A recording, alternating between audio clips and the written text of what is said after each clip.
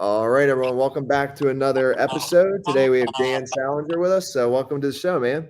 Well, thank you, Tyler. I appreciate the invite. Thanks for coming on. And I get just to start us off. Can you tell us a little bit more about you and what you do?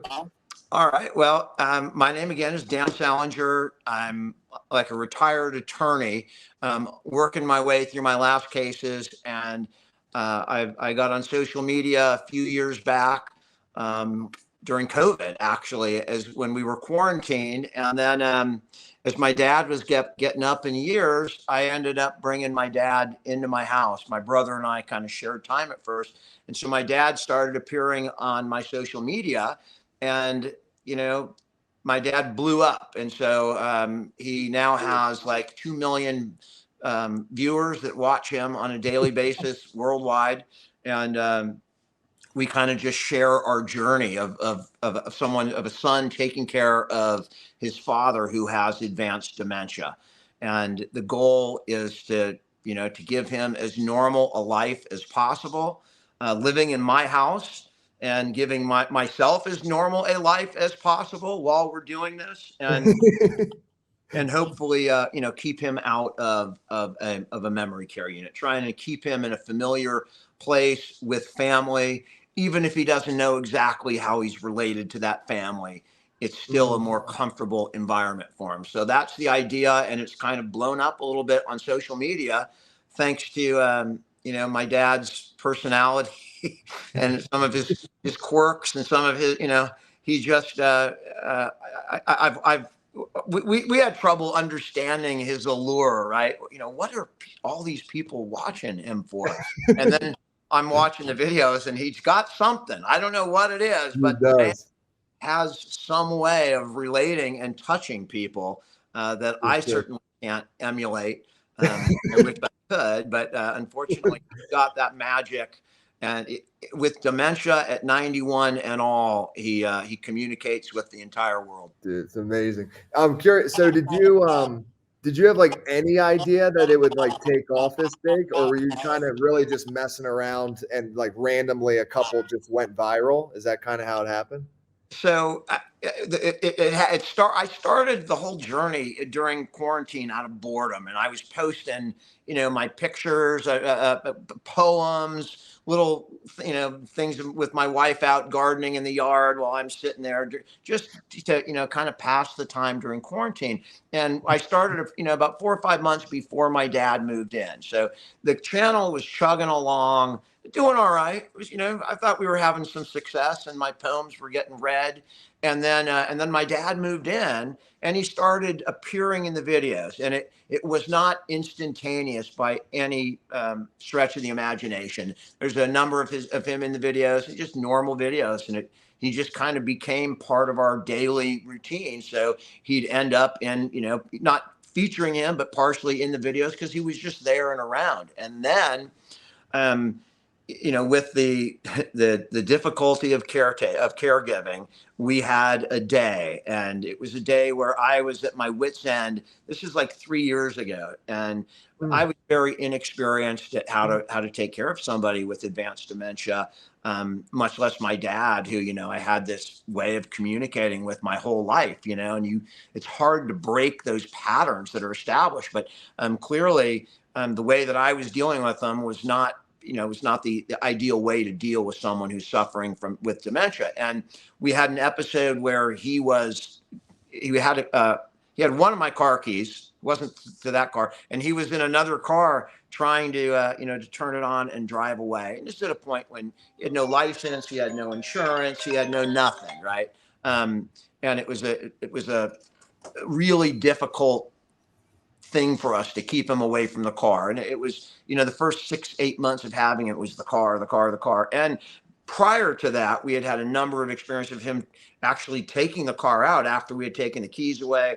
We had even taken the car, put it at a different location. He tracked it down and took it. I mean, it was really something. So the car was a big issue to us. And in this one video, I just kind of lost it, and I walked out and I'm like, Dad, what the F are you doing? Where the are you going? And my dad is spiced, the apple does not far fall from the tree. And he turns around, I'm effing going to the bank. He just throws it right back at me. And I'm just, you can see the frustration. And I'm saying, how are you going to get to the bank? Because, he didn't, his sense of direction was gone. He didn't know any streets. And he starts, and anyway, that video kind of blew it up. And it first blew up ironically, and people were riding me into the ground. I was the devil after that video. How could you do that to your dad? How do you talk to someone? That's not what you do. And my kids are like reading it was blowing up, it's going viral, and it's, hundreds and hundreds or thousands of people bagging on me, and my kids come in, you better take that video down. My wife saw, you better take that video down. I watched the video again and I said, I'm not taking that video down. This is real life. That's real. That's not staged. That's not dramatized. That is me at my wit's end trying to deal with my dad. And it's not horrible. There's nothing, it's not going to crack the sensors open. So I said, I'm leaving it up there. That's life. If you want to see it, you can see it. If you don't, scroll on. And I did a little video kind of responding to some of the comments. And then it started a big back and forth, people that were backing me, then the other experts that were, experts, right? Everybody's an expert in care on TikTok. And so that's kind of how it started. And then I just kept posting more videos and more people kept joining the journey. And, I think we're at 2 million, I think right now on TikTok, and, like 500,000 on YouTube. So that's how it started. And it was definitely not intentional. I definitely had no clue that my dad would blow the channel up. It was just dumb luck. And, for whatever reason, he hit that vein, the channel took off, and, now I spend a lot of time doing podcasts like this. So it's been a hell of a journey for me, and I have no regrets. But no, it was not a planned out or strategic, career choice or move by any means. It just happened. It's crazy how controversy can do that. Actually, some like marketers, they actually will plan controversy, right? Because they know that it'll take it off. So it's kind of interesting. But so if you don't mind sharing, I know this story, but just for the audience, is what like before when you were doing law, you had some health stuff, and then that's what I think that was part of the reason that you wanted to take your dad into. Because like, can you tell that story? Like, I know what it is, just for our audience. Yeah, absolutely. So, I was living a very different life 10 years ago. I was caught up in the rat race of, work hard, party hard, and working, trying to make a lot of money, and then, playing really hard and spending it. And it's just this crazy lifestyle that I was in. And it wasn't the healthiest lifestyle. You can't go from stress to partying all night long and then back to a super stressful job and it wore on me. And, my diet wasn't great. I wasn't exercising enough. And then when I was 51 years old, in fact, 5 years ago now, on Valentine's Day, I had a heart attack. And ironically, it was before a giant hearing that I had the next day. And I'm in the hospital room, the ER, and they're going, yeah, you had a heart attack. We're either going to treat it medicinally, great, I hope so, or with a stent, or if we can't get to the blockage, then you're going to crack your chest open and you're going to have open heart surgery. This is not something that I wanted to go through at 51, out of the blue. And I had a lot of time to sit there while I was waiting to find out which of those 3 scenarios it was going to be. Medicine, which it wasn't, a stent that you can put in through your, going through your wrist, so you're not getting chopped open or cut open, and or if they had to crack my chest open and go in and actually do a physical bypass. So I had a lot of hours to think about my life. And, other than at the beginning, when I first got there, I had my cell phone that I had hidden from the nurses, because I'm texting my secretary, I'm texting the client that I had tomorrow. I'm all there. Here's a text message. I need you to show this to the bailiff right when you go to court tomorrow. I'm worried about what's going on the next day. And I'm sitting there in the hospital dying of a heart attack, right? My priorities were effed up. They weren't right. So Yeah. as the hours drew on and my wife went home and it was overnight, I had to wait until the doctors came in the morning. I think I went in about midnight. So, the angio guys get there at 8 in the morning. So I had a long time to wait. And I told my wife, go home and sleep. Your kids are going to get up in a couple hours. They don't know what's going on. So be there, deal with that, and come back. And while I was waiting, I had an opportunity. I got really, really, I guess I felt guilty that, I might be orphaning or partially orphaning my kids right as they're, in high school, getting ready to go into college. One was already in college.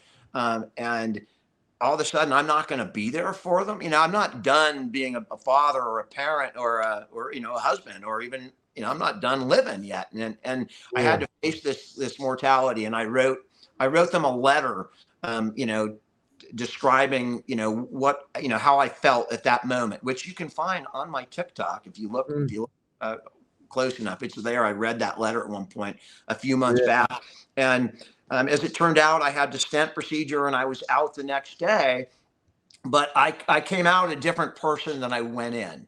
On the way home, I driving home, I had a conversation with my wife, and I'm like, Danielle, I can't continue to do what I'm doing at work. I'm going to have to take some time off.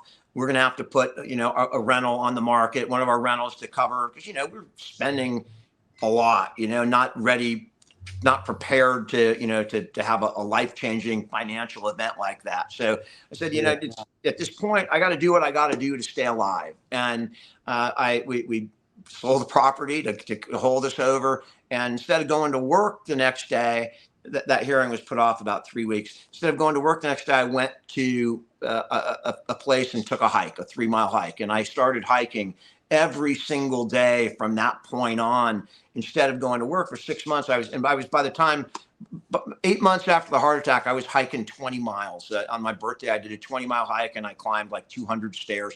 And if you could, I was like 30 pounds overweight the day I had the heart attack. I did completely transform my life. And in the course of doing that, you become a different person. Your priorities shift tremendously. And family was something that I had given the short shift to during my career. It was just, I was having too much fun. I felt too important, whatever those artificial things are. I was caught up in it. And I realized, I don't know if people call it whatever, come to Jesus, wake up, whatever you are. I realized what's important in life. And one of the things that was really important to me was family. Right. And then, so that happened. And my dad had dementia at that time. He was living on his own, but we knew the day was coming where he was going to need help. And it didn't, it wasn't like a plan, I'm going to take him in. But as the years went by, a couple of years passed, and it became time for my dad to either go into a home or memory care, or he's going to have to come live with the family. And he started out with my brother, Mark, who was recently divorced. So it was like the perfect situation. And he stayed there with him for 5 or 6 months. And then he came and stayed with me for a week. And I realized just how demanding and how difficult this job is and how impossible it is for one person. So we started splitting time with Mark. My dad would be partially at his house, partially at my house. And then ultimately, like a few months back, he had a fall. He's been at my house completely for the last 4 months. But it was that shift in my personal philosophy that really, led to, we're going to take he's my family, right? And I'm not putting him in a home. 5 years earlier, if I hadn't had that, I don't know where I would have been mentally. I don't know where my mind would have been. But after going through that little metamorphosis from the heart attack, it clearly impacted my decision to say, I'm going to forego whatever else I have in my life, and I'm going to make the sacrifice to take care of my dad. And clearly the right decision. Oh yeah. What were the Mom, is that accurate that dad's mom, was it dementia that she had? Yeah, what were like the first signs that you started like noticing of dementia? Like, is it just like simply forgetting certain things? Is that the first signs normally? I guess I'm asking both of you. I mean, Yeah, I just I was gonna ask you that, Dan.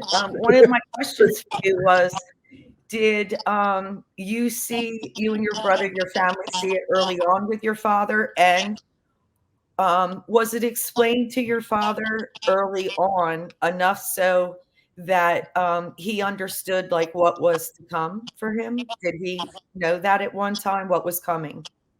You mean as far as the need to have help? Yes. I don't think he's ever thought that. And if you asked him today, unless he's really in a bad moment, he's going to tell you he can take care of himself today. Yes. So Yeah. he's never reached the point where he said, "Yeah, I have dementia or I have deficits and I need your help." We recognized it long time ago. I mean, 5 years before he moved in with us, you could Yes. see the beginnings of the signs. And it was not just forgetting things. That was pretty normal for him. That's been going on for 56 years of my 56 Yeah. years of life. He's been, Right. calling me the wrong name or what have you. Yes. Different things. Like, he Yeah. went and closed out a bank account and was walking around with a cashier's check in his wallet for a decent amount of money for like 2 or 3 weeks. And when I saw it, I looked at the date, how easily that could have been just lost, or if if it fell out, it would have been gone. Nobody ever would have known. And my dad was just not like that. That was so out of character for him to walk around with it. My dad barely walked around with $20 in his wallet, much less a big check, Yeah. that's getting folded over. He would get lost in extremely familiar places. A trip that he's taken for the last 10 years, he makes a wrong turn at a major intersection, going the opposite way. Just something is not a normal mistake. And those things started to happen, and we knew he was going to need help. And long before he even moved out, I mean, we had taken his car away a good year and a half before he moved out on his own. He lived in a small development that he was able to walk every day, and everybody knew him. It was a little Del Webb, Yeah. and they all knew him. He'd be able to walk and function. We would pick him up and see him, and usually in the afternoon, Mark or I, and then he'd go back. He'd go home. He would eat his own dinner, a little frozen healthy choice and a salad, and then he would go to bed and get up in the morning, do his breakfast until we got there at noon, or one of us got there at noon. And that kind of was for a year and a half or 2 years while he was on his own. And then one day he was hurting, and we looked, and it was all bruised, like bad, and then down his leg, and there were scrapes on his leg. I was like, "Dad, what happened?" And he didn't have any clue. He obviously fell, and he had no clue or memory that it happened. And that was the day I was with Mark, and I looked at Mark, and he was recently separated. So, Mark, we got to do something. And we moved him into Mark's house that very day. Because I just imagined him laying down, for 12 hours while, he couldn't reach anybody, or a broken leg or something. So that was the day and the catalyst that really caused the move. But the signs were there and recognizable for sure. What are the, because what I see on TikTok, it seems like the most common things is he wants to drive, like he still believes he has his car, or like somebody took it, and then his wallet.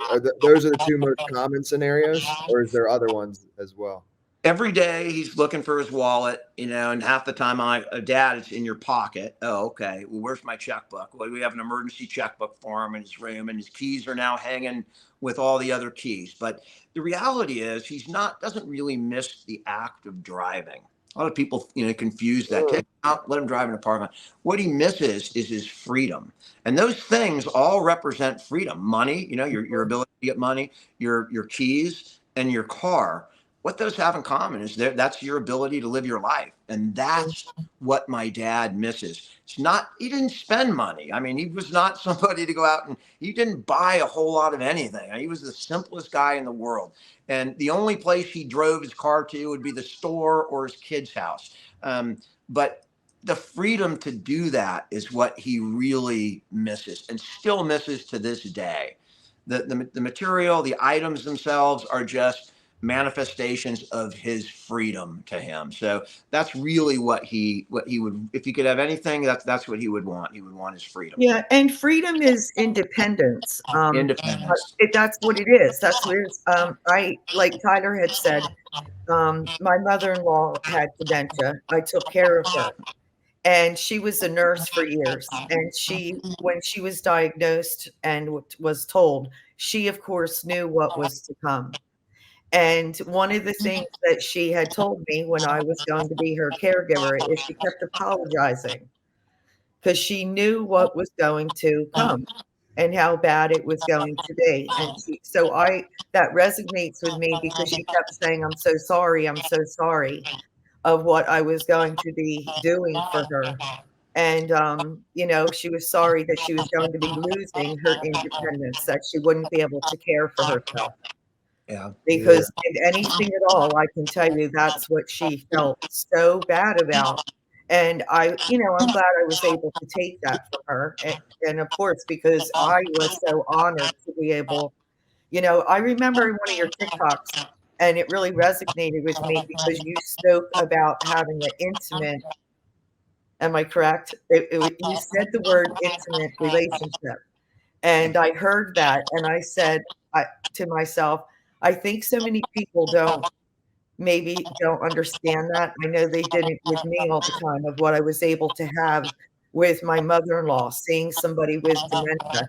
But I really did have such an intimate relationship with my mother-in-law, being with somebody who most people don't think they can connect, but you really can connect with someone like that so closely in such a way, because it's such a bond of trust. And to me, to have somebody completely trust you is intimacy. It really is. That is an intimate relationship. And I had that with her. Yep. And everything you just said to me, I could have said the same thing. So, I mean, there is a connection between, these activities and the gratefulness. I mean, I goosebumps when you were talking because you're describing, she's saying, I'm sorry, knowing what's going to come. I'm not sorry for today. I'm sorry for what you're going to have to deal with. That's remarkable. And my dad, the same way, every day. And I'm not exaggerating when I say every day. Multiple times a day, my dad will say, you are a good son. I am so lucky. Thank you. I really appreciate what you're doing. You are a good son. You're helping your dad. I mean, he is grateful every day today. Yes. What you're describing, I mean, I can hear from my mom. My mom's completely with it. And, she would be, she would be reticent to jump into and make me do that, yet. And I tell her every day, Mom, it would be an honor. It's not really, it's not really, it's not a burden. It's frustrating as hell. It can drive you crazy, but it's not a burden. And with the intimacy, I think the closest way you can, what you're describing is exactly, I feel it.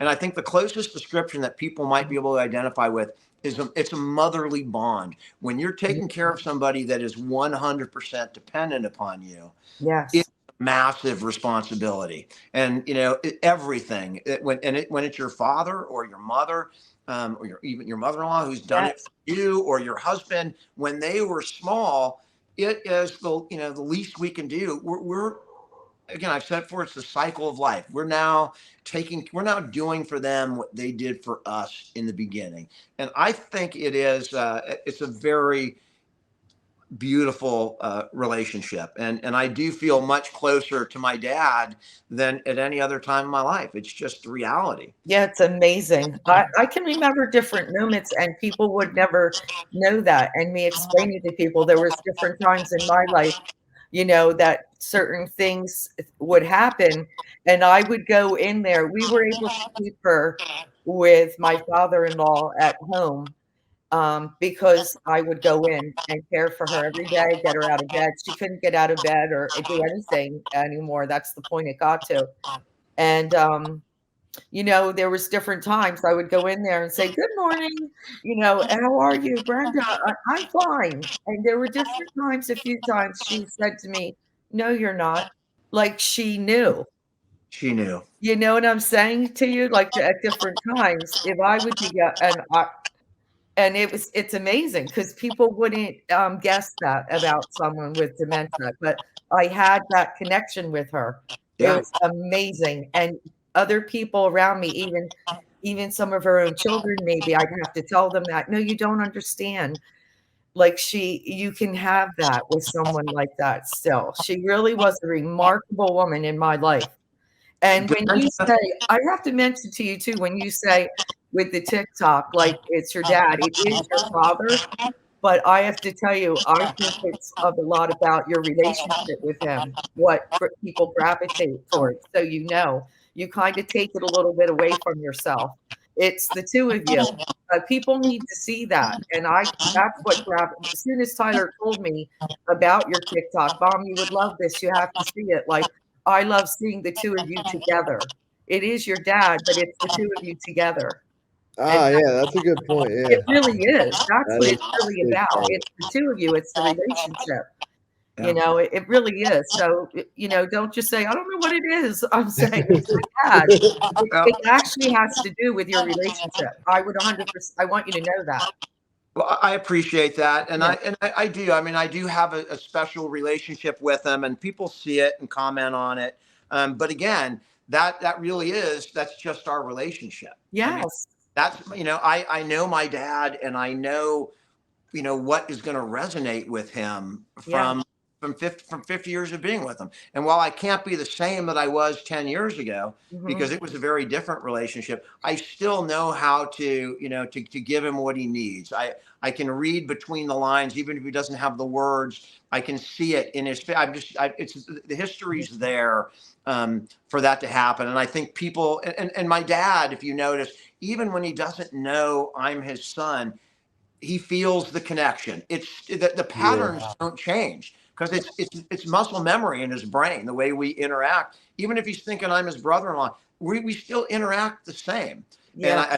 And that's a beautiful thing. And I'm proud of that, and I'm proud of the relationship that I have, and that he trusts me to that extent. The one thing that makes it work is he trusts me to the end. I mean, whatever it is, I tell him what he wants to hear, what he doesn't want to hear. Ultimately, he knows in his heart that I'm going to do what's best for him.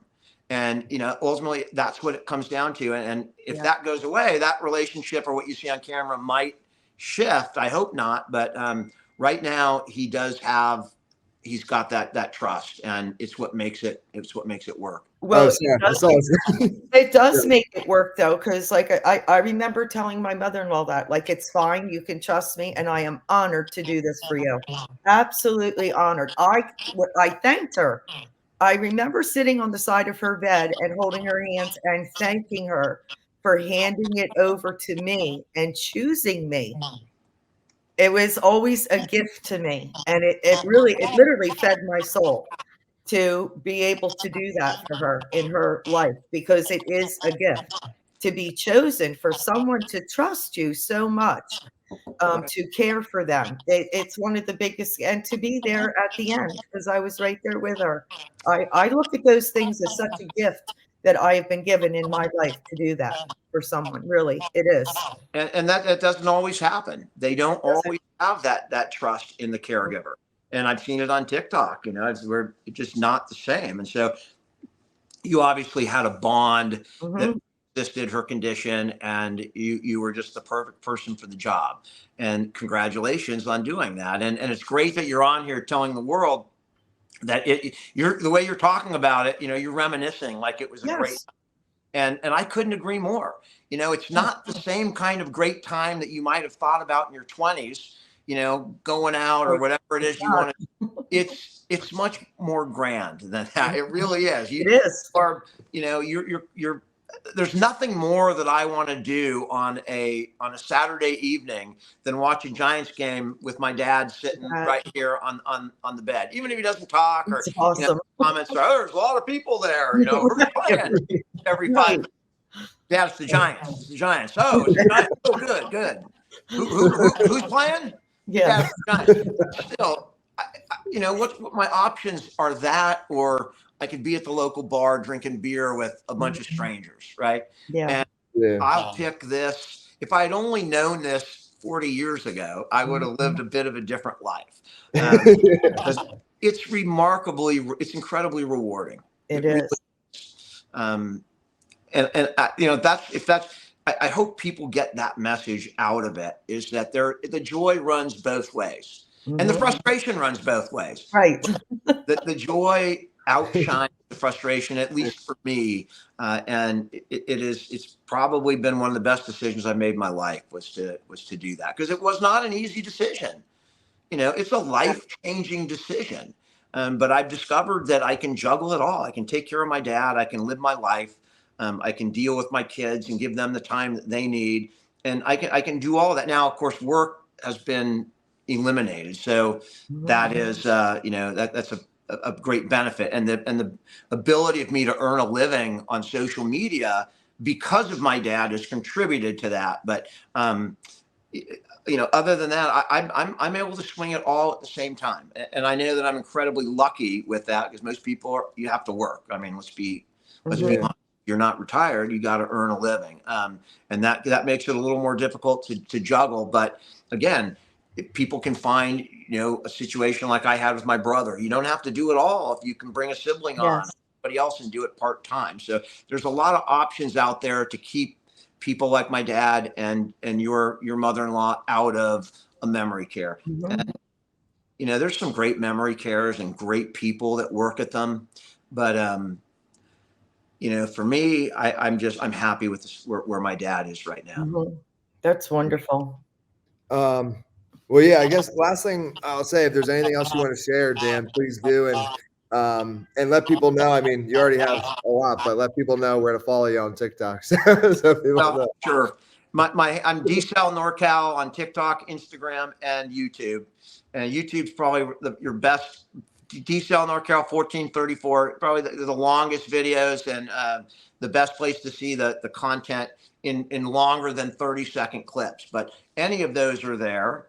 And Tyler, we talked about my dad. You know, what you do is interesting. I was a marketing major in wow. So, and I came through in the 80s, you know, and I was looking at your page before I got on here. And yeah, I mean, we would have gelled a lot back then. You're dealing with all the books. I mean, all the Dale Carnegie with, you know, how to win friends and influence people. Absolutely, dude. Peter Drucker, you know, Dress for Success. Those were all big deals and I was a marketing major too. So I was very fascinated by your page. I didn't know what content you wanted to get into completely, but I was ready to go in either direction. Oh, dude. Well, maybe at some point, if you're willing, we'll do it, because that's a whole nother rabbit hole. Yeah. That's another rabbit hole. Dude, books, I can talk books for a long time. Yeah, absolutely. But yeah, no, dude, thank you so much. And Mom, thanks for joining as well. Thanks for having me. Of course. Thank you, guys. Thanks for sharing the story. And it was riveting for me, for sure, Mom. You did it, you know, solidarity bump. Thank you, Dan. Thank you so much.